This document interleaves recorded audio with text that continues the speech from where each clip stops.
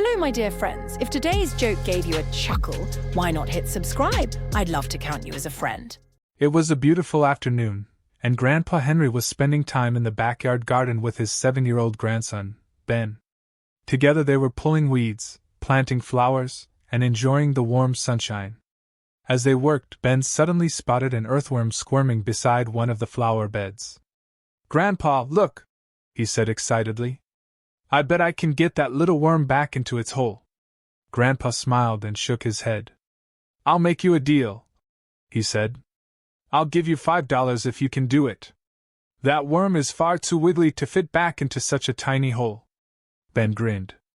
"You're on!" He ran inside the house and came back a minute later carrying a can of extra hold hairspray. Carefully, he gave the worm a quick spray. Within moments, it became straight enough to handle without wiggling everywhere. With gentle hands, Ben lined it up with the opening and slid it neatly back into its burrow. "There!" he said proudly.